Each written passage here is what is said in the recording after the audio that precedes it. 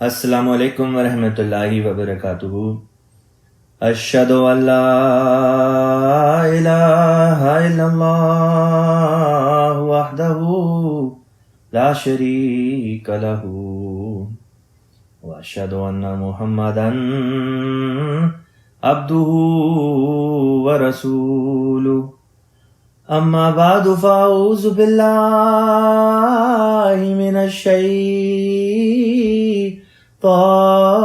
الرجیم، بسم اللہ الرحمن الرحیم۔ اللہ تعالیٰ کے فضل سے جو ہماری پچھلی کلاس ہوئی تھی اس میں سورۃ النساء کی آیت نمبر 57 یعنی 57 تک کا جو مضمون تھا وہ ہم نے کور کر لیا تھا۔ یہ 5ویں سپارے کا ربع بنتا ہے۔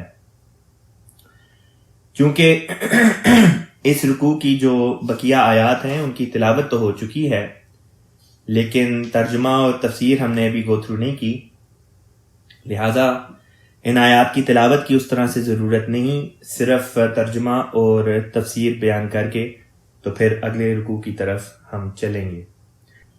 شروع کرتے ہیں آج کی کلاس کو۔ اعوذ باللہ من الشیطان الرجیم، بسم اللہ الرحمن الرحیم، آیت نمبر 58 اللہ تعالیٰ بیان فرماتا ہے والذین، اور وہ لوگ، آمنو جو ایمان لائے، وعملوا الصالحات، وعملوا اور عمل بجا لائے یا اعمال بجا لائے، کس قسم کے؟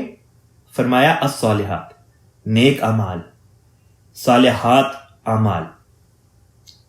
ایسے لوگوں کے ساتھ کیا سلوک ہوگا؟ فرمایا سندخلہم، یہ جو سین آیا ہے یہ مراد ہوتی ہے کہ ضرور یا یہ کہ ان قریب، لہذا سندخلہم، ندخل کہتے ہیں ہم داخل کریں گے، ہم انہیں، سندخلہم ہم ضرور ان قریب ان کو داخل کریں گے، جنات جنتوں میں، یہ جنت کی جمع ہے جنات، تجری بہتی ہیں، من تحتہا ان کے نیچے یا ان کے دامن میں، کیا بہتی ہیں؟ فرمایا الانہار، نہریں، خالدین فیہا وہ اس میں رہیں گے، ابدا ہمیشہ ہمیش، لہم فیہا لہم ان کے لیے ہے، فیہا ان میں یعنی ان جنتوں میں ان کے لیے ہوگا، ازواجن، ازواج کہتے ہیں زوج کی جمع یعنی جوڑے، مطہرہ پاک کیے ہوئے،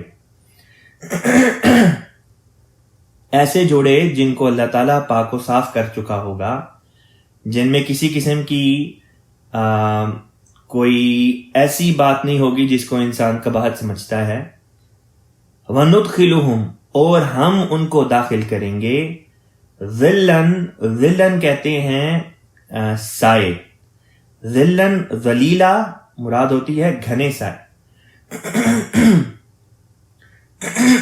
یہ بھی اسی بات کی طرف اشارہ ہے کہ ہم ان کو ایسی جنتوں میں داخل کریں گے جو گھنے سایوں والی جنتیں ہوں گی۔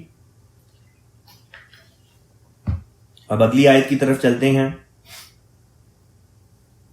اگلی آیت میں اللہ تعالیٰ بیان کرتا ہے ان اللہ، یقیناً اللہ تعالیٰ، یأمرکم حکم دیتا ہے تمہیں،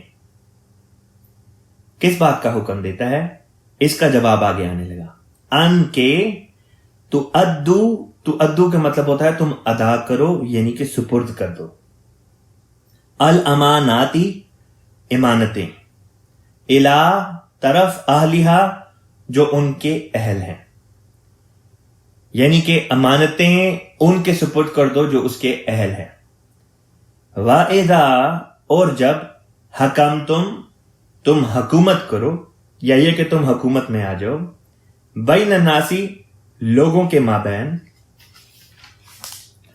ان تحکمو ان کے چاہیے کہ تحکمو تم حکومت کرو، بالعدل عدل کے ساتھ، ان اللہ یقیناً اللہ تعالی، نعم بہت ہی عمدہ ہے، یعظکم بھی، یعظکم وہ نصیحت کرتا ہے، وہ واز کرتا ہے، بھی تم کو، بھی اس کے ذریعے سے، یعنی وہ بات جس کی اللہ تمہیں نصیحت کرتا ہے، وہ بہت ہی عمدہ ہے. ان اللہ، یقیناً اللہ تعالی، کانا ہے، سمیعن، سمیع کہتے ہیں سننے والا، بصیرا بخوبی دیکھنے والا، گہری نظر رکھنے والا. اب یہ جو آیت اللہ تعالیٰ نے یہاں پہ نازل فرمائی، یہ آیت در حقیقت اس بات کا پیغام ہم تک پہنچاتی ہے کہ اسلام ہمیں اس بات کی تعلیم دیتا ہے کہ جہاں تک سیاست کا تعلق ہے، اسلام میں کوئی پارٹی سسٹم نہیں، کوئی اس قسم کا تصور نہیں کہ رائٹ ہے یا لیفٹ ہے، یا ٹوریز ہیں یا لبرلز ہیں یا ڈیموکریٹس ہیں یا ریپبلکنز ہیں یا جو بھی پارٹیاں ہوتی ہیں. اسلام نے جو تعلیم دی، قرآن نے جو تعلیم دی، وہ یہ دی کہ دیکھو، ووٹ دینے والا بھی ایک امانت اپنے پاس رکھتا ہے. ووٹ ایک امانت ہے اور اس میں خیانت نہیں کرنی، اور دینا بھی ان لوگوں کو ہے جو تمہاری نظر میں تمہاری سوچ کے مطابق بہترین لوگ ہوں. اور جب جس کو ووٹ دے دیا، جس کو ووٹ مل گیا، اس کو یہ تعلیم دی کہ دیکھو، جب تم الیکٹ ہو جاؤ، جب تم حکومت میں آ جاؤ، جب تم حاکم بن جاؤ، تو پھر کیا تمہارے لیے حکم ہے؟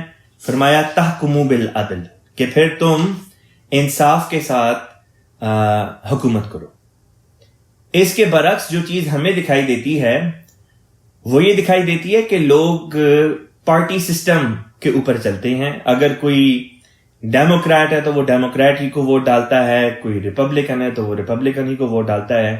پاکستان میں چلے جائیں تو پاکستان میں بھی اسی قسم کا منظر دکھائی دیتا ہے کہ جو پیپلز پارٹی کو ووٹ ڈالتے ہیں وہ انہی کو ڈالتے ہیں، جو مسلم لیگ کو ڈالتے ہیں وہ انہی کو ڈالتے ہیں، یا جو بھی اور پارٹیاں ہوں.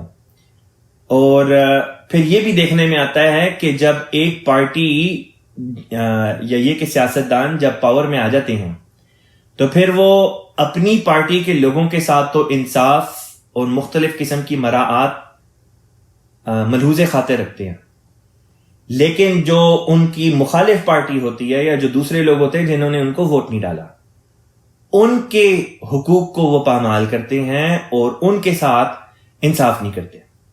اسلام نے اس بات کی تردید کی. اسلام نے یہ تعلیم دی کہ دیکھو، جب تم ووٹ ڈالتے ہو تو یہ جان کے ووٹ ڈالا کرو، یہ دیکھ کے ووٹ ڈالا کرو کہ جس کو ڈال رہے ہو وہ انصاف بھی کرنے والا ہے کہ نہیں. کیونکہ جب کسی کو ووٹ ڈال دیا اور وہ انصاف نہیں کرتا تو اس کی نا انصافی میں پھر ہمارا بھی ہاتھ ہوگا، کیونکہ ہم نے اس کو اس مقام پہ پہنچایا ہے ووٹ ڈال کے. لہذا اسلام میں جو ووٹر ہوتے ہیں، جو ووٹ ڈالتے ہیں، ان کے اوپر بھی بہت بڑی ذمہ داری عائد ہوتی ہے. اور جو بہرحال جن کو ووٹ پڑ جائیں، جن کو ووٹ مل جائیں اور وہ عدل سے کام نہ لیں، پھر ان کے لیے خدا تعالیٰ کی طرف سے تنبیہ بھی ہے، جیسا کہ اس کا ذکر جا بجا قرآن پاک میں آتا رہتا ہے اور آگے بھی آئے گا. اب آج کل جس ملک میں ہم رہ رہے ہیں وہاں پہ جماعت کا ایک کیمپین چل رہا ہے ایبسولوٹ جسٹس کے نام سے، اور اس میں ہمیں اس وقت جو ملک کے موجودہ حالات ہیں ان کے پیش نظر ہمارے پیارے امام حضرت خلیفۃ المسیح ایدہ اللہ تعالی بنصر العزیز کی طرف سے یہ ہدایت موصول ہوئی کہ ہم خود بھی اور اس ملک کی دوسری عوام کو بھی اس بارے میں باور کرائیں کہ الیکشنز میں حصہ لینا ضروری ہے. الیکشنز میں حصہ لیں اس طرح پر کہ جس کو بھی یہ انصاف کے قریب تر پائیں یا انصاف کرنے والا پائیں، اس کو ووٹ ڈالیں. کئی لوگ ایسے ہوتے ہیں، وہ یہ کہتے ہیں کہ جی نہ مجھے فلاں کینڈیڈیٹ پسند ہے، نہ مجھے فلاں کینڈیڈیٹ پسند ہے، لہٰذا میں ووٹ ہی نہیں ڈالوں گا، میں گھروں پہ رہوں گا. اور اس قسم کے نتیجے میں، اس قسم کے رویے کے نتیجے میں جب کوئی بھی ایک بندہ جو ہے جب وہ حکومت میں آ جاتا ہے اور اگر وہ انصاف سے کام نہیں لیتا تو پھر یہی لوگ ہوتے ہیں جن کو بھگتنا بھی پڑتا ہے اور پھر یہ دوسروں کو کوستے بھی ہیں کہ تم نے فلاں کا ووٹ ڈال دیا اس لیے یہ جیت گیا. حالانکہ ووٹ ڈالنے کا اختیار تو تمہیں بھی دیا گیا تھا, تم بھی جا کے ڈال سکتے تھے جس کو چاہے ڈالتے. بس ہمیں جو ہدایت ہے وہ یہی ہے کہ ہم لوگوں میں اس بات کی ضرورت کو باور کرائیں کہ جس کو چاہے ووٹ ڈالو, لیکن نکلو اور نکل کے ووٹ ضرور ڈالو. کیونکہ جب عوام الناس میں یہ شعور پیدا ہو جائے اور وہ نکل کے جا کے ووٹ ڈالیں, اسی کے نتیجے میں تبدیلیاں آیا کرتی ہیں. مثبت تبدیلیاں یا جیسی بھی ہو وہ ہمیشہ تبھی آیا کرتی ہے جب لوگ نکلیں اور چل کے ووٹ ڈالیں. تو جس کو بھی ووٹ ڈالنا ہے وہ آپ کی اپنی مرضی ہے, لیکن یہ کہ نکلیں ضرور اور نکل کے ووٹ ضرور ڈالیں. اور قرآن کے اس حکم کو مد نظر رکھیں کہ فرمایا کہ دیکھو ووٹ ڈالنے والا بھی جو ہے وہ بھی اس کے پاس بھی ایک امانت ہے. لہٰذا اگر اس کے کسی خاص شخص کو ووٹ ڈالنے کے نتیجے میں وہ شخص اگر حکومت میں آ جاتا ہے, پاور میں آ جاتا ہے, اور پھر وہ انصاف نہیں کرتا, تو اس کی نا انصافی کا ایک ذمہ آپ کے سر بھی ہوگا, کیونکہ آپ نے ایسے شخص کو ووٹ ڈالا. لہٰذا یہ کوئی عام بات نہیں, اس بارے میں بلکہ دعا بھی کرنی چاہیے اور اللہ تعالیٰ سے رہنمائی بھی طلب کرنی چاہیے. اس کے بعد پھر یہ فریضہ جو ہے اس کو سر انجام کرنا چاہیے. اس آیت پہ حضرت خلیفۃ المسیح الرابع رحمہ اللہ تعالیٰ نے ایک فٹ نوٹ دیا ہے, میں آپ کی خدمت میں پڑھ کے سنا دیتا ہوں. حضور بیان فرماتے ہیں, یہاں امانت سے مراد انتخاب کا حق ہے جس کے نتیجے میں حکومت کا اختیار ملتا ہے. پس ووٹ بھی ایک امانت ہے جو اسی کو دینا چاہیے جو اس کا اہل ہو. یہی سچی جمہوریت ہے, یعنی کہ یہی سچی ڈیموکریسی ہے. اور جب حکومت ملے تو پھر لازماً انصاف سے کام لینا ہے, نہ کہ پارٹی بازی کا خیال کرنا ہے. آج کل کی جھوٹی جمہوریتوں میں اپنے پارٹی ممبروں کے ساتھ تو انصاف کیا جاتا ہے, لیکن مخالف پارٹی سے انصاف نہیں کیا جاتا. اب اسی سے متعلقہ اگلی آیت کا بھی مضمون ہے, لہٰذا اب اگلی آیت کی طرف چلتے ہیں. اللہ تعالیٰ بیان فرماتا ہے, یا ایھا الذین آمنوا, اے وہ لوگوں جو ایمان لائے, اطیعوا اللہ, اب یہ امر ہے, اطیعوا جو ہے یہ امر کا صیغہ ہے اور مراد ہے کہ سب کے سب اطاعت کرو. اللہ, اب یہ اللہ کے ہے پہ جو آخر میں زبر آئی, فتح آئی, اس سے پتہ چلا کہ یہاں پہ اللہ تعالیٰ مفعول ہے, یعنی کہ اللہ تعالیٰ کی اطاعت کرو. اطیعوا اللہ, اطاعت کرو سب اللہ کی, وَأَطِیعُوا الرَّسُولَ, اور اطاعت کرو سب الرسول کی, یعنی رسول اللہ صلی اللہ علیہ وسلم کی. وَأُولِي الْأَمْرِ مِنْکُمْ, اور اول الامر کہتے ہیں صاحب امر, کہ جو حکام ہوتے ہیں, منکم, تم میں سے, یعنی کہ تمہارے جو حکام ہیں ان کی اطاعت کرو. فرمایا فَإِن تَنَازَعْتُمْ, فَإِن پس اگر, تَنَازَعْتُمْ تم جھگڑو, یعنی کہ کسی بات میں اختلاف ہو گیا ہے تمہارے مابین, فی شیئن, فی شیئن کسی معاملے میں, کسی بات میں, فردوہ, پس لوٹاؤ اسے, یعنی اس معاملے کو لوٹاؤ, اللہ, اللہ کی طرف, والرسولی, اور رسول کی طرف. ان کنتم, اگر تو تم, تؤمنون, ایمان لاتے ہو, باللہ, اللہ پر, والیوم الاخری, اور یوم آخرت پر. یعنی کہ بالفاظ دیگر, اگر تمہارا ایمان اللہ اور یوم آخرت پر ہے تو لازمی ہے تمہارے لیے کہ اگر کسی بات میں جھگڑا ہو جائے, دو رائے قائم ہو جائیں یا دو سے زیادہ رائے قائم ہو جائیں, تو پھر کیا کرو؟ پھر یہ کرو کہ اس بات کو اللہ کی طرف اور اللہ کے رسول کی طرف پھیر کے دیکھو. اللہ کی طرف پھیرنے سے مراد ہے کہ قرآن کی طرف لے کر آؤ, کیونکہ یہ اللہ کا کلام, اور اللہ کے کلام کے بعد فرمایا رسول کی طرف پھیرو, یعنی کہ رسول کی سنت اور حدیث. یہ باتیں اللہ تعالیٰ نے ہمیں سمجھا دی. پہلے اس فکرے کو سمجھ لیں کہ اس فکرے کا مطلب کیا بنتا ہے. اس فکرے کا مطلب یہ بنتا ہے کہ کسی بھی قسم کا کوئی جھگڑا ہوتا ہے تو اس میں آپ کا کیا رد عمل ہو، کیا صحیح طریق ہے، کیا صحیح گائیڈنس ہے، حاصل کرنے کے لیے سب سے پہلا کام یہ کہ قرآن کی طرف رجوع کریں، اللہ کی طرف، جو بھی مسئلہ ہو۔ اب میں ایک مثال دیتا ہوں آپ کو۔ غیر احمدی کہتے ہیں، غیر احمدی مسلمان کہتے ہیں کہ حضرت عیسیٰ علیہ الصلوۃ والسلام زندہ ہیں۔ ہم کہتے ہیں عیسیٰ علیہ السلام کی وفات ہو گئی۔ اب جب یہ بات ہوتی ہے تو ہم انہیں کہتے ہیں کہ دیکھو اب ہمارا تمہارا ایک بات میں اختلاف ہو گیا۔ قرآن کی یہ آیت کہتی ہے فَإِن تَنَازَعْتُمْ فِي شَيْءٍ فَرُدُّوهُ إِلَى اللَّهِ وَالرَّسُولِ، کہ اگر تنازع ہو جائے، اختلاف رائے قائم ہو گئی ہے تو تم معاملے کو اللہ اور اللہ کے رسول کی طرف پھیر دو۔ قرآن کی طرف چلتے ہیں اور قرآن کے بعد رسول پاک صلی اللہ علیہ وسلم کی سنت اور حدیث کو دیکھ لیتے ہیں۔ لیکن ہمارے غیر احمدی جو دوست ہیں وہ یہ کہتے ہیں کہ قرآن اور صحیح حدیث وغیرہ کی طرف نہیں جاتے، سنت کی طرف نہیں جاتے، بلکہ سابق علماء کو دیکھ لیتے ہیں، وہ علماء کی طرف دوڑتے ہیں۔ اور اب بھی یہی حال ہے، پہلے بھی یہی حال تھا، اب بھی یہی حال ہے کہ قرآن اور حدیث کی طرف جانے کے بجائے، اللہ اور اس کے رسول کی طرف سے فیصلہ لینے کے بجائے اپنے معاملات کو علماء کی طرف پھیرتے ہیں کہ نہیں علماء نے کیا کہا ہے وہ دیکھ لیتے ہیں۔ حالانکہ اگر اللہ تعالیٰ یہ چاہتا کہ علماء سے پوچھ لیا کرو تو اللہ تعالیٰ صاف فرما دیتا کہ جب اختلاف رائے ہو تو پھر علماء کو دیکھ لیا کرو کہ علماء کیا کہتے ہیں۔ لیکن پھر یہ سوال پیدا ہونا تھا کہ اگر علماء میں اختلاف رائے ہو جائے تو وہ کس کی طرف دیکھیں، یہ بھی سوال پیدا ہونا تھا نا۔ پس اللہ تعالیٰ نے وہ ہمیں ہدایت دے دی جو کامل ہے ہر رنگ میں، یعنی کہ جب بھی کوئی مسئلہ ہو تو پہلے یہ کہ اللہ کی طرف اور پھر یہ کہ رسول کی طرف اس بات کو پھیر کے دیکھو، وہاں سے تمہیں ہدایت مل جائے گی۔ لہٰذا جب قرآن کی طرف ہم اپنی نظر دوڑاتے ہیں تو پتہ چلتا ہے کہ کم از کم 30 آیات قرآنیہ سے وفات مسیح ثابت ہو جاتی ہے۔ اسی طریق پر بہت سی ایسی صحیح احادیث ہیں رسول پاک صلی اللہ علیہ وسلم کی جن سے یہ بات ثابت ہو جاتی ہے کہ حضرت عیسیٰ علیہ الصلوۃ والسلام، عیسیٰ ابن مریم جو 2000 سال پہلے موسیٰ علیہ السلام کی امت میں بطور نبی کے آئے تھے، وہ وفات پا چکے۔ لہٰذا جب قرآن اور رسول کی طرف جائیں مسئلہ سالو ہو جاتا ہے۔ اب ایک اور مثال دیتا ہوں اور وہ مثال ہے ختم نبوت کی۔ ختم نبوت کی مثال کو لے لیں۔ غیر احمدی کہتے ہیں کہ جی ختم نبوت کا مطلب ہے کہ اب رسول پاک صلی اللہ علیہ وسلم کے بعد کسی قسم کا کوئی بھی نبی نہیں آ سکتا۔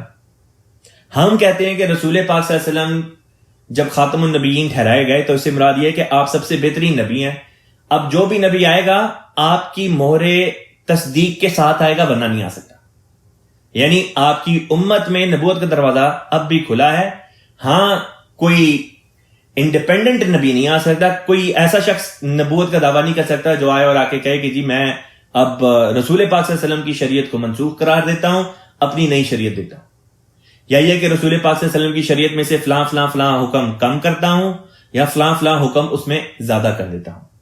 نہ کم کر سکتا ہے، نہ زیادہ کر سکتا ہے، نہ کوئی نئی چیز لے کر آ سکتا ہے۔ اگر کوئی آ سکتا ہے تو رسول پاک صلی اللہ علیہ وسلم کی غلامی میں، آپ کی شریعت کی غلامی میں، یہ ہم کہتے ہیں۔ غیر احمدی کہتے ہیں کہ کوئی آ ہی نہیں سکتا، لیکن پھر ایک دم میں یہ کہتے ہیں تو اسی دم کے آخر پہ یہ بھی کہہ دیتے ہیں کہ عیسیٰ علیہ السلام آ سکتے ہیں اور وہ آئیں گے بقول ان کے۔ اب ہمارے اور ان کے درمیان میں اختلاف ہو گیا۔ قرآن کہتا ہے کہ جب اختلاف ہو جائے تو معاملے کو قرآن کے اوپر پرکھو، قرآن سے ہدایت لو اور پھر اس کے بعد سنت اور حدیث کی طرف چلے جاؤ، کیونکہ وہ رسول سے تمہیں حاصل ہوتی ہے۔ لہٰذا جب قرآن کی دوسری آیات کی طرف دیکھتے ہیں تو ہمیں پتہ چل جاتا ہے کہ اللہ تعالیٰ تو فرما رہا ہے کہ اللہ تعالیٰ جب چاہے رسول نبی بھیج سکتا ہے، اس کے اوپر کسی قسم کی کوئی پابندی نہیں۔ دروازہ نبوت کا اللہ تعالیٰ نے بند نہیں کیا، ہاں لیکن وہ دروازہ بند نہیں کیا جو رسول پاک صلی اللہ علیہ وسلم کی غلامی سے جاری ہوا۔ یعنی رسول پاک صلی اللہ علیہ وسلم کی غلامی میں رہتے ہوئے اگر اللہ تعالیٰ کسی کو نبی بنا دے تو اس قسم کا نبی تو آ سکتا ہے، ہاں اس بات کی بہرحال اجازت نہیں کہ کوئی انڈیپینڈنٹ جو ہو شخص وہ نبی بن جائے۔ اور یہی بات ہمیں احادیث سے بھی ثابت ہو جاتی ہے، جیسے کہ انشاءاللہ آج کی کلاس میں آگے چل کے اس کے اوپر مزید وضاحت کروں گا۔ تو یہ مراد ہے اللہ تعالیٰ کے اس فکرے سے کہ فَإِن تَنَازَعْتُمْ فِي شَيْءٍ فَرُدُّوهُ إِلَى اللَّهِ وَالرَّسُولِ۔ اب یہ تو میں نے آپ کو سمجھانے کے لیے موٹی موٹی دو مثالیں دے دیں، ورنہ کوئی بھی بات ہو تو اس کے لیے ہمارے لیے راہ ہدایت کا ذریعہ یہی ہے کہ قرآن کے بعد رسول صلی اللہ علیہ وسلم کی طرف دیکھیں، اور اگر وہاں سے بھی کوئی گائیڈنس نہیں ملتی تو پھر خدا تعالیٰ کے قائم کردہ جو نظام خلافت ہے پھر ہم اس کی طرف جائیں گے. اگر وہاں سے بھی کوئی ہدایت نہیں ملتی تو پھر ہمارے لیے چوتھی بات جو رائے ہدایت ہے وہ یہ ہے کہ پھر خود انسان اجتہاد کر سکتا ہے. لیکن اپنے ذاتی اجتہاد تک پہنچنے کے لیے اللہ تعالیٰ نے بڑے سٹیپ رکھے ہیں. کوئی ایسی بات نہیں ہے جس پہ انسان کو قرآن سے یا قرآن سے نیچے اتر کے سنت اور حدیث سے یا اس سے نیچے اتر کے مسیح موعود علیہ الصلوۃ والسلام اور آپ سے نیچے اتر کے خلفاء کے کلام میں کوئی ہدایت نہ مل جائے. کوئی بھی ایسا مسئلہ نہیں ہوگا. ہر مسئلے کی بابت ہمیں یہاں سے کچھ نہ کچھ ہدایت مل ہی جائے گی. پھر یہاں پہ اللہ تعالیٰ نے ایک اور مضمون ہمیں سمجھایا. سوال اٹھتا تھا کہ آیت کے الفاظ ہیں کہ اے وہ لوگوں جو ایمان لائے ہو اللہ کی اور اللہ کے رسول کی اطاعت کرو اور اولی الامر منکم کی، اور ایسے حکام کی منکم جو تم میں سے ہیں. اب یہ جو منکم ہے، منکم کا مطلب ہوتا ہے تم میں سے. اس لفظ کا یہاں پہ آنا جو ہے، اس سے غیر احمدی علماء جب ترجمہ کرتے ہیں تو وہ یہ کہتے ہیں کہ اس سے تو یہ پتہ چلا کہ ایسے ہی حکام کی تم اطاعت کرو جو تم میں سے ہو، یعنی کہ مسلمان ہو. بالفاظ دیگر وہ یہ کہتے ہیں کہ اگر تم کسی ایسے ملک میں چلے جاؤ جو غیر مسلم وہاں کا حاکم ہو، مثلا امریکہ ہے، کینیڈا ہے، فرانس ہے، جرمنی ہے، برطانیہ ہے، ان قسم کے کسی ملک میں چلے جاؤ، انڈیا کو لے لیں، کوئی بھی ملک لے لیں جو غیر مسلم ہے. وہ یہ کہتے ہیں کہ آیت یہ کہتی ہے کہ اولی الامر منکم، کہ وہ تمہارا حاکم ہو اور تمہیں میں سے ہو، یعنی کہ مسلمان ہو، تب اس کی اطاعت کرنی ہے، ورنہ اطاعت نہیں کرنی. حالانکہ اس قسم کی بات نہایت ہی بھودا اور نہایت ہی فضول قسم کی بات ہے. اس لیے کیونکہ یہ لفظ منکم یہاں پہ یہ بتانے کے لیے نہیں آیا کہ وہ تمہیں میں سے ہو، بلکہ یہ بتانے کے لیے آیا ہے کہ وہ بحیثیت شہری ہونے کے تمہارے ساتھ ہو. یعنی کہ اب ایک ملک ہے، ہم امریکہ کو لے لیتے ہیں. اب امریکہ میں ہم جس ملک میں رہ رہے ہیں وہاں پہ ہم بھی اس ملک کے شہری اور دوسرے بھی اس ملک کے شہری. اب ایک شخص الیکشنز میں کھڑا ہوتا ہے اور وہ صدر مملکت جو ہے وہ بن جاتا ہے. اب صدر مملکت بھی وہی بن سکتا ہے جو اس ملک کا شہری ہے، اور ووٹ بھی صرف وہی ڈال سکتے ہیں جو اس ملک کے شہری ہیں. بس یہاں پہ منکم سے مراد یہی ہوگی کہ بحیثیت شہری ہونے کے وہ تمہارے جیسا ہی ہے اور وہ تمہیں میں سے ہے. تم بھی اس ملک کے شہری ہو اور وہ بھی اس ملک کا شہری ہے. بس جب وہ اس ملک کے شہری ہونے کے نتیجے میں ملک کا صدر بن گیا، پھر تمہیں کیا کرنا ہے؟ فرمایا اطاعت کرنی ہے. یہ میں نے سیاست کی مثال دے کے آپ کو یہ مثال سمجھانے کی کوشش کی ہے. پھر سوال یہ پیدا ہوتا ہے کہ اگر وہی صدر مملکت، چاہے امریکہ کا ہو، چاہے کینیڈا کا ہو، چاہے جرمنی کا ہو، جہاں کا بھی ہو، اگر وہ کوئی اس قسم کی بات کرے جو خدا اور خدا کے رسول کے بات کی منافی کرتی ہو، جو ہمیں شریعت سے پرے ہٹاتی ہو. مثلا آپ بفرض محال یہ سوچ لیں کہ اگر کسی ملک کا صدر مملکت یہ کہہ دے یا وزیر اعظم یہ کہہ دے کہ نماز نہیں پڑھنی. مثلا پاکستان کو لے لیتے ہیں. پاکستان کا قانون ہے یا پاکستان کے حکام ہے، وہ کہتے ہیں کہ احمدی کلمہ نہ پڑھیں. اب ان کا یہ کہنا ہے کہ احمدی کلمہ نہ پڑھیں ہمیں خدا اور خدا کے رسول کے حکم کے منافی لگتا ہے، کیونکہ خدا اور خدا کا رسول تو کہتا ہے کہ کلمہ پڑھو. لہذا جب حاکم وقت، حکام، اولی الامر منکم جو ہیں، یہ خدا اور خدا کے رسول سے ہٹ کے بات کریں، ہمیں شریعت سے ہٹاتے ہوں، اس کیس میں ان کی اطاعت نہیں کرنی. اس کے علاوہ جتنے امور ہیں ہمیں یہی تعلیم دی کہ ہم نے اطاعت کرنی ہے. صرف اطاعت کب نہیں کرنی، سوال یہ کب کھڑا ہوتا تھا؟ جب ان کی بات، ان کا حکم خدا اور خدا کے رسول کے منافی آ جائے. جب ان کی بات خدا اور خدا کے رسول کے حکم کے مقابل پر آ جائے گی، تب ترجیح اور فوقیت کس کو دینی ہے؟ خدا اور خدا کے رسول کی بات کو. لہٰذا یہی وجہ ہے کہ پاکستان کے احمدی گو کے قانون کہتا ہے وہاں کا کہ کلمہ نہیں پڑھنا، ہم پھر بھی پڑھتے ہیں. وہ کہتے ہیں کہ نماز نہیں پڑھنی، ہم پھر بھی پڑھتے ہیں. اس لیے کیونکہ ان کے اس قسم کے قوانین اور اس قسم کی باتیں در حقیقت خدا اور خدا کے رسول کے حکم کے خلاف جاتی ہیں. لہٰذا جب بھی اس قسم کی بات ہوگی احمدی ہمیشہ خدا اور خدا کے رسول کے حکم پر لبیک کہتے ہوئے ان کی اطاعت کرنے والا ہوگا، اور اس کی خاطر ہم نے جانوں کا نذرانہ بھی پیش کیا، شہید بھی کیے گئے، قید و بند کی صحبتیں بھی برداشت کرنی پڑی، اور اب بھی کر رہے ہیں۔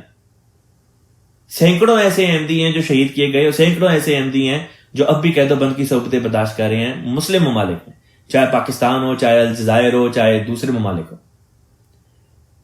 چاہے یہی ملک کیوں نہ ہو۔ اگر خدا نہ خواستہ کبھی اس ملک میں اس قسم کے حالات پیدا ہو گئے کہ یہاں پہ ہمیں کہا جائے کہ قرآن کی شریعت پر عمل نہیں کرنا، نماز نہیں پڑھنی، کلمہ نہیں پڑھنا، خود کو مسلمان نہیں کہنا، یا اگر خدا نہ خواستہ اس قسم کی باتیں آئیں گی، تو اس وقت ہم نے کیا کرنا ہے؟ ہمیں جو اللہ تعالیٰ نے تعلیم دی یہی کہ اس وقت جب ان کی باتیں خدا اور خدا کے رسول کے خلاف ہوں، تب ہم نے خدا اور خدا کے رسول کی بات کو ماننا ہے۔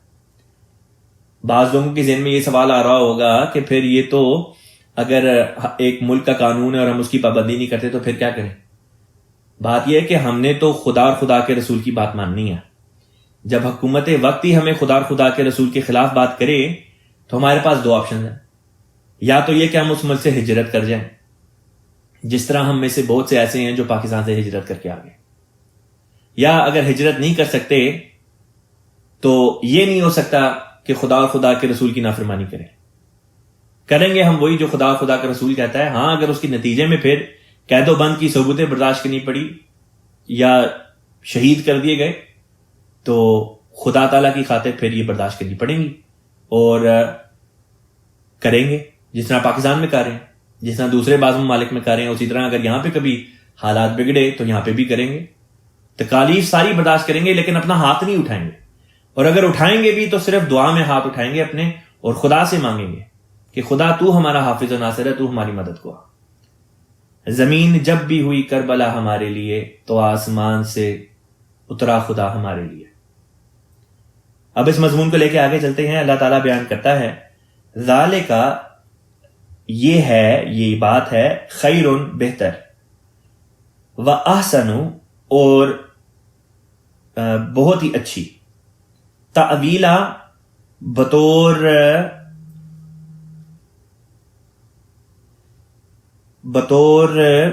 تعویل کے، یعنی کہ بطور انجام کے۔ میں ایک بات دوبارہ یہاں پہ یہ اناؤنس کر دوں، میں جب کلاس پڑھا رہا ہوتا ہوں تو مجھے اکثر اسی ریجن کے جہاں پہ میں کلاس پڑھا رہا ہوتا ہوں، اور پچھلے کوئی 5-6 مہینوں سے یہ کلاس چل رہی ہے، مجھے بیچ میں لوگوں کی کالیں اور میسیجز آنا شروع ہو جاتی ہے، جس سے مجھے یہ پتہ چلتا ہے کہ اب تک یا تو لوگوں کو اس بات کا علم نہیں کہ کلاس ہماری ہوتی ہے اور باقاعدگی سے ہوتی آ رہی ہے، یا پتہ نہیں کیوں کلاس کے دوران میں مجھے اس طرح سے وہ کال کرتے ہیں، کیونکہ جب بھی کال کرتے ہیں اس کے نتیجے میں یہ ہمارا جو کلاس کا سارا سسٹم ہے یہ خراب ہو جاتا ہے۔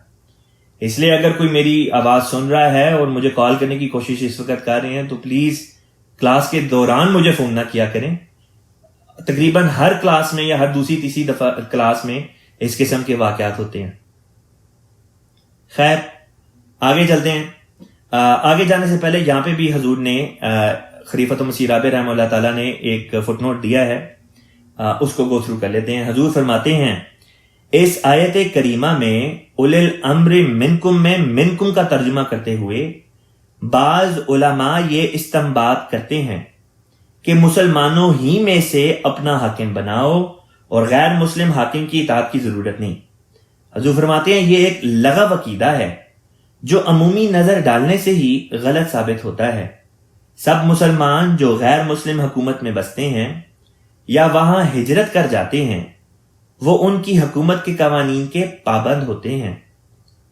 دوسرے یہ کہ جو مسلمان حاکم ہو اس سے کسی معاملے میں تنازع کا کیا سوال ہے جس کو اللہ اور رسول کی طرف لوٹایا جائے۔ یہاں اللہ اور رسول سے واضح مراد قرآنی تعلیم ہے۔ پس کوئی بھی حاکم ہو، مسلم ہو یا غیر مسلم، اگر قرآن کی بنیادی تعلیم کے خلاف عمل کرنے کا حکم دے تو ایسی صورت میں قرآن کی بات ماننا ہوگی نہ کہ حاکم کی۔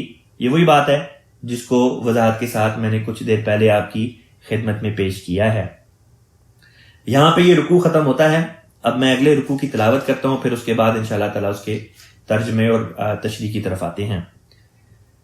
اعوذ باللہ من الشیطان الرجیم الم تر الی الذین یزعمون انہم آمنوا بما انزل الیک وما انزل من قبلک یریدون ان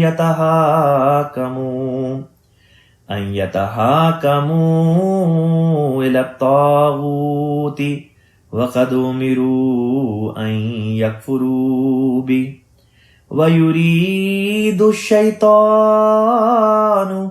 أن يضلهم ضلالا بعيدا وإذا قيل لهم تعالوا إلى ما انزل اللہ وإلى الرسول رأيت المنافقين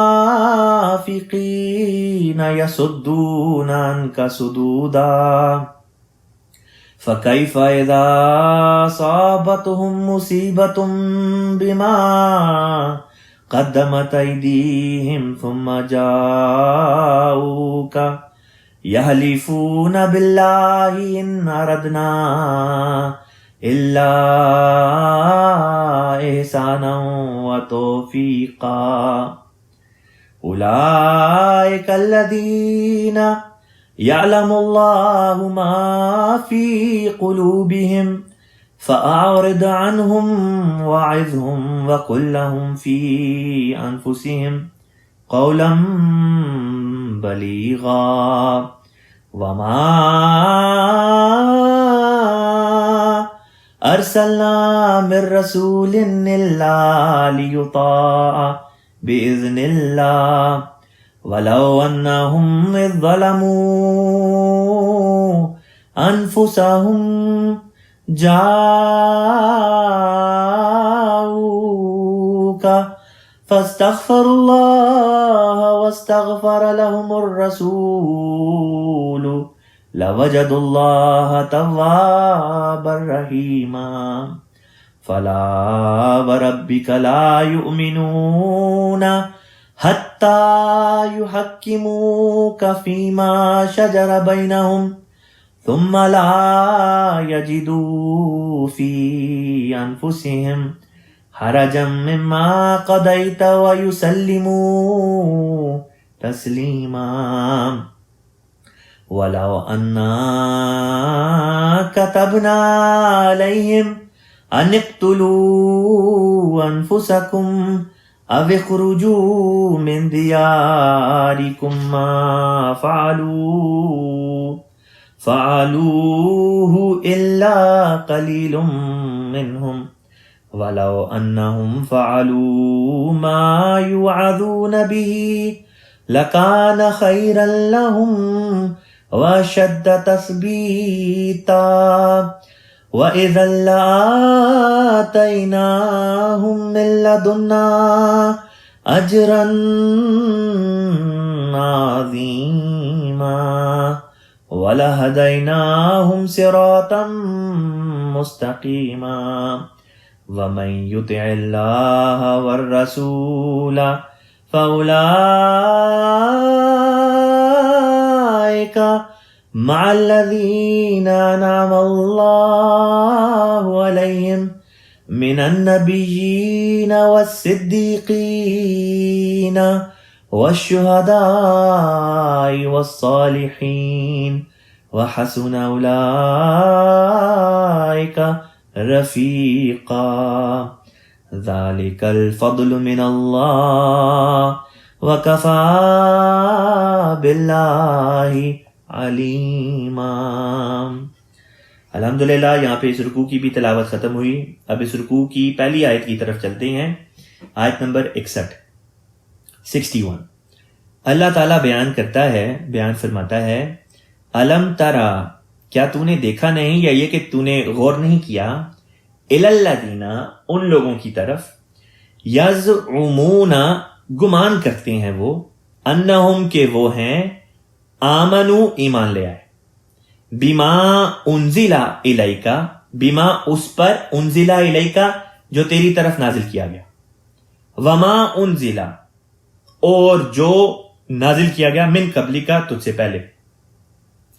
یریدون وہ چاہتے ہیں, خواہش کرتے ہیں, ان یتحاکموا کہ فیصلے کروائیں, الی الطاغوت طاغوت سے, طاغوت کہتے ہیں شیطان کو, وقد امروا اور جب کہ امروا ان کو حکم دیا گیا تھا, ان یکفروا بہ کہ وہ اس کو جھٹلا دیں, اس کا انکار کریں, یعنی کہ طاغوت کا انکار کریں.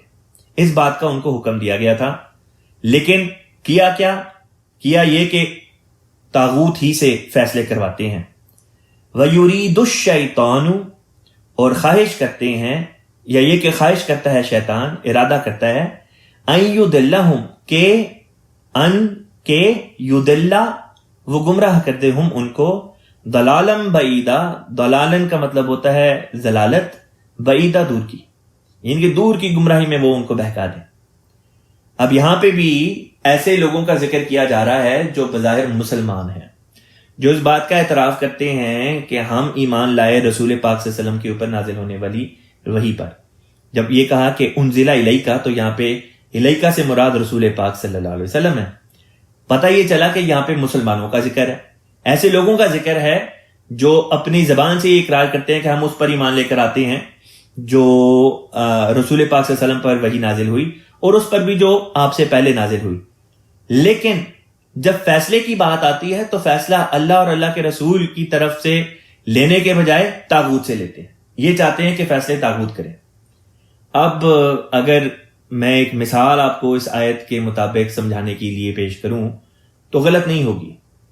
ہم اگر عوام الناس میں سے مسلمانوں کو جب دیکھتے ہیں, مسلمانوں کی عوام الناس کو دیکھتے ہیں, اور جب بھی میدان تبلیغ میں ہماری ان سے بات ہوتی ہے تو بجائے اس کے کہ وہ یہ کہیں کہ ہاں چلو قرآن سے فیصلہ لے لیں یا چلو حدیث سے فیصلہ لے لیں, ہمیشہ ان کی طرف سے اسی قسم کی باتیں آتی ہیں کہ ہم علماء کی طرف چلتے ہیں, دیکھتے ہیں علماء کیا کہتے ہیں, علماء نے پڑھا ہوا ہے, انہیں زیادہ بہتر معلوم ہے. حالانکہ اللہ تعالیٰ نے, جس طرح میں نے پہلے بتایا, ہر مقام پہ ہمیں تو یہی تعلیم دی کہ دیکھو جب بھی کوئی بات ہو فیصلہ خدا اور خدا کے رسول سے حاصل کرو, رہنمائی وہاں سے حاصل کرو, نہ کہ کسی اور کی طرف سے.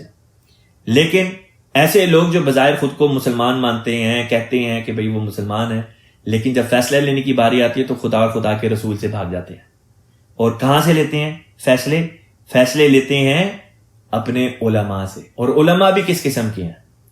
وہ علماء جن کے بارے میں اللہ تعالیٰ نے بیان فرمایا شر من تحت ادیم السماء, کہ آسمان کے نیچے زمین پر بدترین مخلوق ہے. علماؤہم شر من تحت ادیم السماء, یہ علماء کی وہ نشاندہی ہے جو رسول پاک صلی اللہ علیہ وسلم نے اپنی احادیث مبارکہ میں کی, اس زمانے کے علماء کی.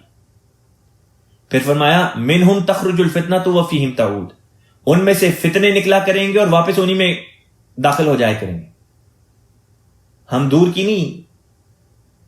نہیں جاتے زیادہ. آپ یہی دیکھ لیں ہمارے پیارے وطن پاکستان میں علماء نے کیا حالت کی ہوئی ہے, کس قسم کے فتوے دیتے ہیں, کس قسم کی باتیں ہوتی ہیں. ابھی چند دن گزرے ایک شخص نے ویڈیو شیئر کی جس میں ایک بظاہر عالم دین یہ فتویٰ دے رہا ہے کہ گدا کھانا جائز ہے, گدا کھایا جا سکتا ہے, کوئی اس کے خلاف فتوے دے رہا ہے. پھر قسم کے جو حرکتیں وہاں پہ ہوتی ہیں, ان کے مدرسوں میں جو چیزیں ہو رہی ہیں, یہ وہ لوگ ہیں جو واقعتاً طاغوت اور طاغوت کے نمائندے ہیں, شیطان ہے اور شیطان کے نمائندے ہیں. بس ایسے لوگوں سے فیصلے کروانے, جبکہ اللہ تعالیٰ تو یہ فرماتا ہے کہ فیصلہ خدا اور خدا کے رسول کا ہے, یہ زیادتی ہے.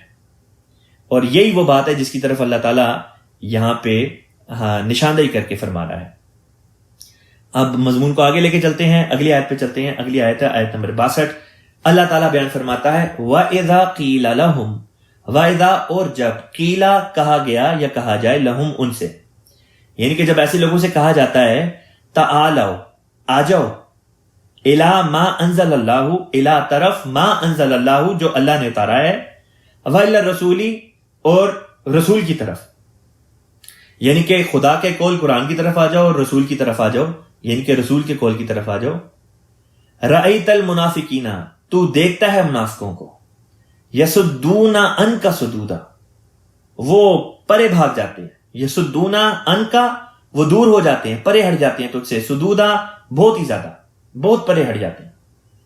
پس وہ لوگ جن کو فیصلے کے لیے قرآن اور حدیث کی طرف بلایا جائے اور وہ یہ کہیں کہ نہیں قرآن اور حدیث کی طرف نہیں آتے، ہم علماء کی طرف چلتے ہیں، ان کے بارے میں اللہ تعالیٰ نے فرما دیا کہ یہ منافق لوگ ہیں۔ یہ میرے الفاظ نہیں بلکہ اس ذات باری تعالیٰ کے الفاظ ہیں جس نے قرآن پاک نازل فرمایا، حضرت محمد مصطفیٰ صلی اللہ علیہ وسلم سید الانبیاء خاتم النبیین صلی اللہ علیہ وسلم کے اوپر۔ پس نہایت ہی خوف کا مقام اور غور کا مقام ہے ایسے لوگوں کے لیے جو یہ وتیرہ اختیار کرتے ہیں۔ آگے چلتے ہیں، فرمایا فَكَيْفَ، پس کیا ہو گیا ہے، اذا اصابتہم، اذا جب اصابتہم ان کو پہنچتی ہے، مصیبت کوئی مصیبت، بما قدمت، بما اس وجہ سے، قدمت کہتے ہیں بھیجی، ایدیہم ان کے ہاتھوں نے، آگے بھیجی ان کے ہاتھوں نے، یعنی کہ اپنے ہاتھوں سے جو کمایا ہے۔ اگر ان کو کوئی مصیبت پہنچے اس وجہ سے جو انہوں نے خود کیا ہے، اپنے اعمال کی سزا بھگتنے پڑ جائے، ثم جاؤکا، ثم پھر جاؤکا تیرے پاس آتے ہیں، یحلفون قسمیں اٹھاتے ہوئے، حلف اٹھاتے ہوئے، باللہ اللہ پر، یعنی کہ اللہ کی قسمیں کھاتے ہوئے آتے ہیں، ان اردنا ہمارا تو ارادہ تھا، الا احسانا صرف یہی کہ احسان کریں، و توفیقا یعنی کہ اصلاح کرنے کے سوا، احسان کرنے اور اصلاح کرنے کے سوا ہمارا اور کوئی ارادہ نہ تھا۔ جب ایسے لوگ پکڑے جاتے ہیں، شامت اعمال ان کی آتی ہے، کہتے ہیں ہم تو صلح صفائی کے لیے یہ باتیں کر رہے تھے، ہم تو صرف اصلاح کی خاطر احسان کے طور پہ اس قسم کی باتیں کر رہے تھے، اور خدا تعالیٰ کی قسمیں اٹھا رہے ہوتے ہیں۔ فرمایا اولئک، یہی وہ لوگ ہیں، الذین جو، یعلم اللہ جانتا ہے اللہ تعالیٰ، ما فی قلوبہم، ما جو فی قلوبہم ان کے دلوں میں ہے، یعنی اللہ تعالیٰ ان کے دلوں کے حال کو بخوبی جانتا ہے جو آ کے اس قسم کی قسمیں اٹھاتے ہیں اللہ کی۔ فاعرض عنہم، پس اعراض کر ان سے، وعظہم اور نصیحت کر انہیں، وقل لہم اور کہہ ان کو، فی انفسہم جو ان کے نفوس میں جائے، قولا بلیغا ایسی بات جو سیدھا نشانے پہ جا کے لگے، پہنچ جائے، اپنے مقصد پہ پہنچ جائے، یعنی کہ اثر کرنے والی بات۔ یہ جو لفظ ہے بلیغ، یہ بلغا سے نکلا ہے، اسی سے تبلیغ کا لفظ نکلا ہے، تبلیغ کہتے ہیں پہنچا دینے کو، اور مبالغہ کہتے ہیں ایسا پہنچانا جو اصل مقصد سے زیادہ ہو، جس کو انگلش میں ایگزیجریشن کہتے ہیں، اور بلاغت کہتے ہیں بلاغت کہتے ہیں ایسی بات کو، ایسی بات کے انداز کو کہ جو اپنے مقصد کو پہنچ جائے، اپنی منزل کو پہنچ جائے، یعنی اثر کر دے۔ اسی سے لفظ بلوغت بھی نکلا ہے، بلوغت کہتے ہیں خاص عمر کو پہنچ جانا، گویا کہ پہنچنے، مقصد منزل تک پہنچنے کے معنی اس لفظ میں پائے جاتے ہیں۔ قولم بلیغا اثر کرنے والی بات، یعنی کہ جب اس قسم کے لوگ آئیں تو پھر کیا حکم ہے؟ فرمایا کہ اللہ جانتا ہے ان کے دلوں میں کیا ہے، بس جب ایسے لوگ تمہارے پاس آئیں تو ان سے اعراض کرو اور ان کو نصیحت کرو اس رنگ میں، اس پیرائے میں کہ وہ بات سیدھا جا کے ان کے دل پہ اثر کرے۔ وما اور نہیں، ارسلنا ہم نے بھیجا، من رسول رسولوں میں سے، یعنی کہ ہم نے رسولوں کو نہیں بھیجا، الا سوائے اس کے، لیطاع کہ اس کی اطاعت کی جائے، باذن اللہ اللہ کے اذن سے۔ اب یہاں پہ ایک سوال پیدا ہوتا تھا کہ اللہ فرماتا ہے کہ ہم نے کوئی رسول نہیں بھیجا مگر اس غرض سے کہ اللہ کے اذن سے، اللہ کی اجازت سے اس کی اطاعت کی جائے۔ کیا اس کا یہ مطلب ہے کہ چونکہ یہاں پہ صرف لفظ رسول استعمال ہوا ہے کہ رسول کی اطاعت تو لازمی ہے لیکن نبی کی نہیں، کیونکہ نبی کا لفظ استعمال نہیں ہوا؟ بات یہ ہے کہ غیر احمدی جو ہیں وہ یہ کہتے ہیں کہ رسول اور نبی الگ الگ ہوتے ہیں۔ وہ کہتے ہیں رسول اس کو کہتے ہیں جو شریعت لے کر آئے، اور نبی اس کو کہتے ہیں جو شریعت لے کے نہ آئے۔ پھر وہ یہ بھی کہتے ہیں کہ ہر رسول نبی بھی ہوتا ہے، کیونکہ لفظ نبی کے اندر مطلب پایا جاتا ہے کہ جس کو غیب کی خبریں ملیں اور وہ پھر لوگوں کو پہنچائے۔ تو وہ کہتے ہیں ہر رسول نبی ہوتا ہے لیکن ہر نبی رسول نہیں ہوتا۔ اس وجہ سے وہ کہتے ہیں کہ رسول اور نبی میں فرق ہے۔ حالانکہ جماعت انبیاء کا یہ عقیدہ ہے کہ رسول اور نبی ایک ہی شخص کے دو ٹائٹل ہیں. جو نبی ہوتا ہے وہ رسول بھی ہوتا ہے، اور جو رسول ہوتا ہے وہ نبی بھی ہوتا ہے. اور بعض ایسے ہوتے ہیں ان میں سے جن کو شریعت دی جاتی ہے، اور اکثر ایسے ہوتے ہیں جن کو نہیں دی جاتی. وہ اپنی پچھلے نبی یا رسول کی جو شریعت ہوتی ہے اسی کے اوپر چلتے ہیں. خود اللہ تعالیٰ نے قرآن پاک میں بعض ایسے انبیاء کا ذکر کر دیا. مثلا میں مثال کے طور پہ 2 انبیاء کی مثال آپ کے سامنے رکھ دیتا ہوں. ایک تو حضرت اسماعیل علیہ السلام. حضرت اسماعیل علیہ السلام کے لیے لفظ رسول اور نبی دونوں استعمال ہوئے، حالانکہ آپ کوئی شریعت لے کے نہیں آئے. آپ نے اپنے والد ماجد حضرت ابراہیم علیہ السلام کی شریعت پر عمل کیا. اسی طرح حضرت اسحاق بھی ہیں علیہ السلام. آپ جو تھے آپ نے بھی اپنے والد ماجد کی شریعت پہ عمل کیا. حضرت یعقوب اسحاق علیہ السلام کے بیٹے، ابراہیم علیہ السلام کے پوتے، وہ بھی نبی، انہوں نے بھی اپنے دادا کی شریعت پر عمل کیا. یعقوب علیہ السلام کے آگے سے بیٹے حضرت یوسف علیہ السلام، انہوں نے بھی اپنے پردادا حضرت ابراہیم علیہ السلام کی شریعت پر عمل کیا. یہاں تک کہ پھر آگے چل کے موسیٰ علیہ السلام آئے، اور موسیٰ علیہ السلام پہ پھر اللہ تعالیٰ نے نئی شریعت جو تھی وہ اتاری. تو بس یہ مضمون نہ سمجھنے کی وجہ سے غیر انبیوں میں اس قسم کی باتیں پیدا ہوتی ہیں، ورنہ ہمارے ہاں تو بہرحال اللہ تعالیٰ کے فضل سے اس قسم کی کوئی قباحت نہیں، اس قسم کا کوئی سوال ذہن میں نہیں ابھرتا، کیونکہ ہم جانتے ہیں کہ رسول اور نبی ایک ہی وجود کے 2 ٹائٹلز ہیں، ایک ہی وجود کی 2 حیثیتیں ہیں، اور اس وجہ سے اس کی اطاعت بہرحال لازمی ہے. جب رسول اور نبی کی اطاعت لازم ہوئی تو اسی کی شاخ خلافت ہوا کرتی ہے، اور نبی اور رسول کے کاموں کو آگے چلانے والا خلافت کا نظام ہوا کرتا ہے. پس جس طرح پر ان کی اطاعت لازم ہے، اسی طریق پر خلافت کی اطاعت، خلیفہ وقت کی اطاعت بھی لازم ہے. آگے اللہ تعالیٰ فرماتا ہے وَلَوْ اور اگر انہم وہ لوگ اذ ظلموا جب انہوں نے ظلم کیا انفسہم اپنی جانوں پر جاؤکا وہ تیرے پاس آتے، اور جب وہ اپنی جانوں پر ظلم کرتے ہوئے تیرے پاس آئے یا تیرے پاس آئیں فاستغفر اللہ پس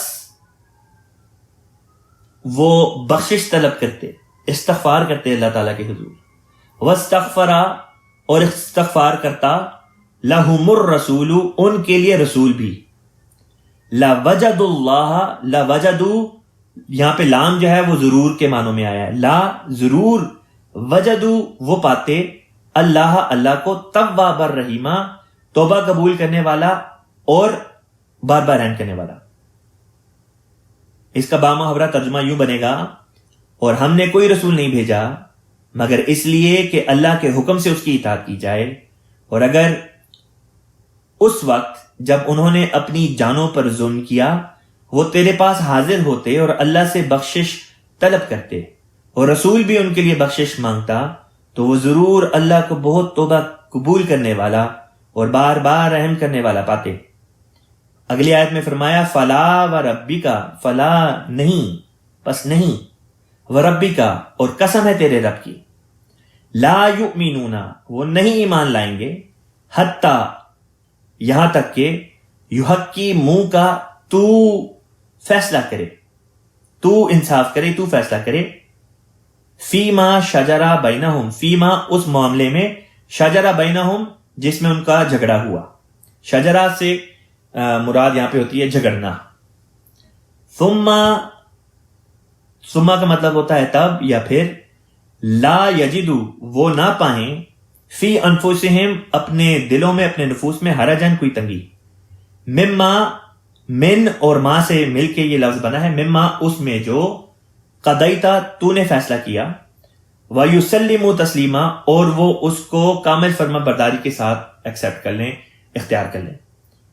حضور نے جو ترجمہ فرمایا وہ یہ ہے کہ نہیں تیرے رب کی قسم وہ کبھی ایمان نہیں لا سکتے جب تک وہ تجھے ان امور میں منصف نہ بنا لیں جن میں ان کے درمیان جھگڑا ہوا ہے، پھر تو جو بھی فیصلہ کرے اس کے متعلق وہ اپنے دلوں میں کوئی تنگی نہ پائیں اور کامل فرما برداری اختیار کریں. اب دیکھیں کتنی شاندار آیت ہے. یہ آیت بھی بتاتی ہے کہ در حقیقت رسول پاک صلی اللہ علیہ وسلم کو ماننے والے کون ہیں، حقیقی فرما برداری آپ کی کون کرتے ہیں. وہی جو جب بھی کوئی تنازع ہو، کوئی جھگڑا ہو، تو اس میں رسول کا فیصلہ قبول کر لیں. جو بھی رسول پاک صلی اللہ علیہ وسلم کا فیصلہ ہوگا وہ اس کو قبول کر لیں. بس ہم تو اللہ اور اللہ کے رسول کے فیصلے کو سر آنکھوں پہ رکھتے ہیں. ہمارے مخالف ہیں جو علماء کی طرف بھاگتے ہیں اور خدا کے رسول سے جب دور ہوتے ہیں تو اس نتیجے میں وہ تو نکل جاتے ہیں اطاعت کے دائرے سے باہر. ہم بہرحال اطاعت کرنے والوں میں شمار ہو جاتے ہیں.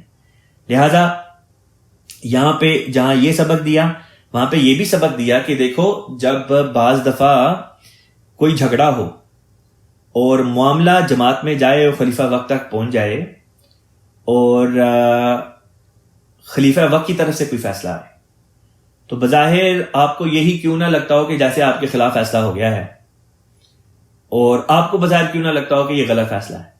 لیکن جب امام وقت کی طرف سے فیصلہ آ جائے تو اس کو بصر و چشم قبول کرنا چاہیے کہ یہی صحیح فیصلہ ہے, اسی میں برکت ہے. اور اگر تو واقعتاً آپ کے خلاف فیصلہ غلط طور پہ ہوا ہے تو اسی غلط فیصلے میں سے اللہ تعالیٰ آپ کی رہائی کا کوئی نہ کوئی سامان کر دے گا.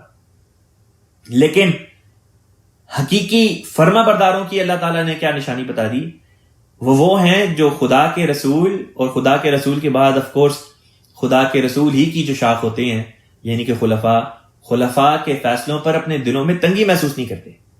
جو بھی فیصلہ اوپر سے آ جائے اس کو بصر و چشم فراخی دل کے ساتھ قبول کرتے ہیں اور کہتے ہیں یہی صحیح فیصلہ ہے. اللہ فرماتا ہے لا یؤمنون حتی یحکموک, یہ تب تک نہیں مومن ہو سکتے, تب تک یہ ایماندار نہیں ہو سکتے جب تک تیرے فیصلے کو قبول نہ کرے. بس یہ ہمارے لیے بھی ایک بہت بڑا سبق ہے اور اس سے فائدہ اٹھا کے کئی احمدی ہیں جو اپنے ایمانوں کو بچا لیتے ہیں اور کچھ ایسے بھی ہوتے ہیں جن پر ابتلا آئے تو وہ اطاعت کے دائرے سے باہر نکل جاتے ہیں اور بالآخر ایسے لوگوں کا ایمان شیطان اچک کے لے جاتا ہے. اگلی آیت پہ چلتے ہیں. اللہ تعالیٰ بیان کرتا ہے وَلَوْ أَنَّا, اور اگر ہم کتبنا فرض کر دیتے, لکھ چھوڑتے, علیہم ان پر, انقتلوا کہ قتل کرو, انفسکم اپنے نفسوں کو. اب اپنے نفس کو قتل کرنے سے مراد یہاں پہ خودکشی نہیں بلکہ نفس امارہ کو قتل کرنا مراد ہے, یعنی کہ اپنے نفس امارہ کو قتل کرو, نفس امارہ سے نکل کے نفس مطمئنہ کی طرف جاؤ, یہ مراد ہے.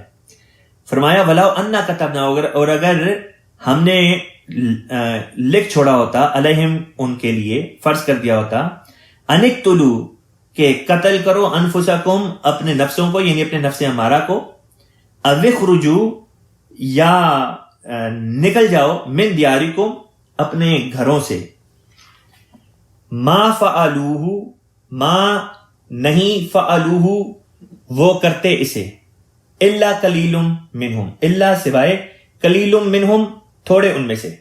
مراد یہ ہے کہ اگر ہم یہ باتیں فرض کر دیتے تو اس قسم کے لوگوں میں سے بہت ہی تھوڑے سے ہوتے جو ہمارے حکم کی بجا آوری کرتے, اکثر جو ہوتے نہ مانتے. مراد یہ ہے وَلَوْ أَنَّهُمْ اور اگر وہ کرتے یا وہ ہوتے, فَعَلُوا کا مطلب ہوتا ہے وہ کرتے, ما یوعظون ما جو یوعظون ان کو واعظ کیا گیا, ان کو نصیحت کی گئی, بھی جس کے ذریعے سے, یعنی کہ اگر وہ کرتے جس بات کی ان کو نصیحت کی گئی تھی, لکانا تو ضرور ہوتا, خیرن لہم بہتر وہ ان کے لیے, واشد تثبیتا اشدہ مضبوط ترین, تثبیتا ثبات قدم دینے کے لیے. خلیفۃ مسیح رابع رحمہ اللہ تعالیٰ نے بامحاورہ ترجمہ یوں فرمایا اور اگر ہم نے ان پر یہ فرض کر دیا ہوتا کہ تم اپنے نفسوں کو قتل کرو یا اپنے گھروں سے نکل کھڑے ہو تو ان میں سے چند ایک کے سوا کوئی ایسا نہ کرتا, اور اگر وہ وہی کرتے جس کی انہیں نصیحت کی جاتی ہے تو یہ ان کے لیے بہت بہتر ہوتا اور ان کے ثبات قدم کے لیے ایک مضبوط ذریعہ ثابت ہوتا. اگلی آیت میں فرمایا وَإِذَنْ اور تب. اذا اور اذن میں کیا فرق ہے؟ اذا کہتے ہیں جب, اذن کا مطلب ہوتا ہے تب. وَإِذَنْ اور تب یعنی کہ ایسی صورت میں پھر, لَآتَيْنَاهُمْ یہاں پہ لام جو آیا یہ ضرور کے لیے آیا ہے کہ ضرور ایسا ہوتا. لَآ ضرور, آتَيْنَا ہم دیتے, ہم ان کو من لدنا اپنی طرف سے اجرن عظیما بہت بڑا اجر، ولا ہدیناہم اور ضرور، اور لہدینا ہم ضرور ہدایت دیتے یا ہدایت پر چلاتے، ہم ان کو صراطن راستہ، مستقیمہ سیدھا، اور ہم ضرور انہیں سیدھے رستے کی طرف ہدایت دیتے۔ یہاں پہ یہ آیت نمبر 69 ہے، اور یہاں پہ یہ مضمون میں آج کا ختم کرتا ہوں۔ اگلی آیت چونکہ ایسی ہے کہ جس کا مضمون کچھ وضاحت طلب ہے، لہذا اس آیت کی وجہ سے، اس مضمون کی وجہ سے آیت نمبر 70 کے مضمون کو میں کل تک ملتوی کرتا ہوں۔ باقی کا جو انشاءاللہ